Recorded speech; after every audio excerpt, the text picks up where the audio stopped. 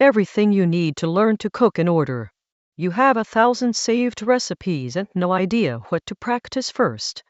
And skipping around means you never build the foundations every good cook builds in the same order. Here's the complete roadmap from zero to competent, tier by tier, and each one unlocks the next. Knife skills. Every recipe starts with a knife, and one sharp chef's knife is the only blade a beginner really needs. Sharpness, not a block full of knives, does the work. The claw grip, fingertips curled under, knuckles guiding the flat of the blade, keeps your fingers out of the cutting path while the knife rocks across the board. 3 cuts cover most of home cooking: the slice, the dice, and the mince, the foundation every knife skills guided serious eats builds on. And even cuts cook evenly. Pieces the same size finish at the same time, which is why the professional chef drills uniformity before speed. Speed comes from technique, not talent.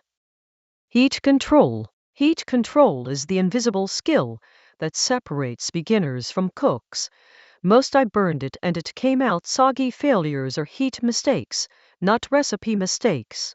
Learn to read a pan, flick in a drop of water if it beads up and skates around the surface.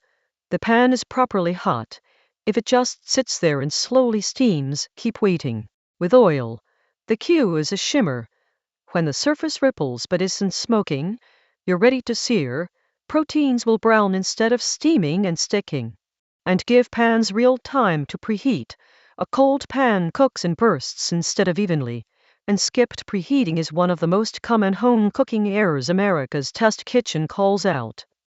Salt and seasoning. Salt added only at the end just sits on top. Salt added during cooking builds flavor into every bite, so season in layers. When vegetables hit the pan, when liquid goes in, and a final check near the finish.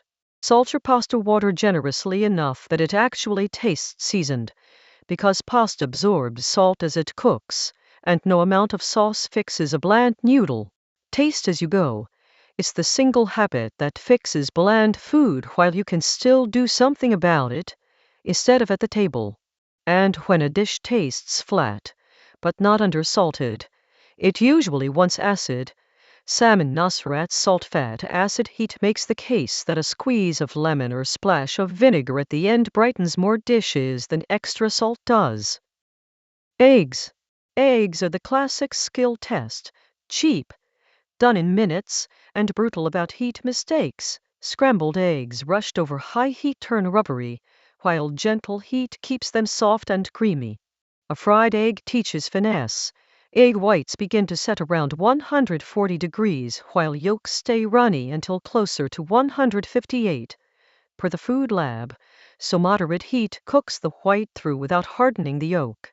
And an omelet is where the first 3 tiers get tested at once. Knife work on the filling, heat control on the pan, seasoning as you go. When your omelets come out tender, you're ready to move up. Pan sauces and fond. Fond is the browned, stuck-on layer left in the pan after searing. It isn't burnt. It's concentrated flavor, and it's the start of a restaurant-style sauce. Deglaze by pouring in a splash of liquid, broth, wine, or even water, and scraping with a wooden spoon. The fond dissolves into the liquid as it reduces. The full move: sear. Set the protein aside. Deglaze. Let the liquid reduce until it coats a spoon. Then swirl in a knob of cold butter. America's test kitchen teaches this as the fastest upgrade from plain pan-fried to an actual dish. Roasting. Roasting is big flavor for almost no effort. High, dry oven heat browns food through the Maillard reaction. The browning chemistry Harold McGee describes in On Food and Cooking that creates flavors boiling never will. Start with roasted vegetables and a whole chicken in a hot oven, salted and oiled on the surface. Spread out so they brown instead of steaming, and the oven does the work, while you do nothing.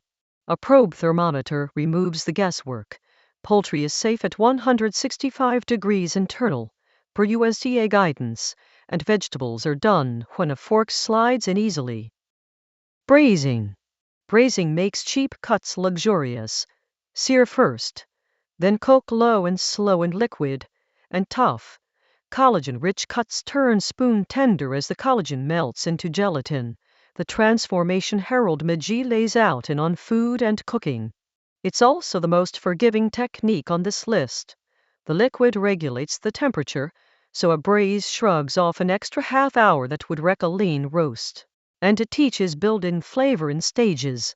Sear for fond, soften aromatics, deglaze, add liquid, cover, and let the oven work for a few hours. Every step deepens the final sauce. Baking basics. Baking comes last because it runs on ratios and precision. It's chemistry more than intuition, which is why a digital kitchen scale and following the recipe exactly matter here more than in any earlier tier. Start with one simple loaf.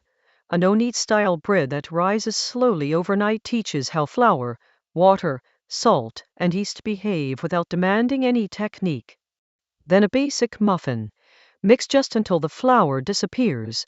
America's Test Kitchen's baking science shows that overmixing develops gluten and turns a tender crumb tough and dense. That's the whole roadmap: knife, heat, salt, eggs, pan sauces, roasting, braising, baking. Find the tier where you actually are, not the one you wish you were past, and master it before moving on. If cooking has felt overwhelming, it's because nobody gave you the order. Now you have it, and every tier unlocks the next. Pick the tier you're actually stuck on. Cook it on repeat until it feels boring, then move up one. Which tier are you stuck on right now? Say so in the comments. And if you're just getting into cooking, subscribe. This channel covers what beginners should know before they start and before they buy.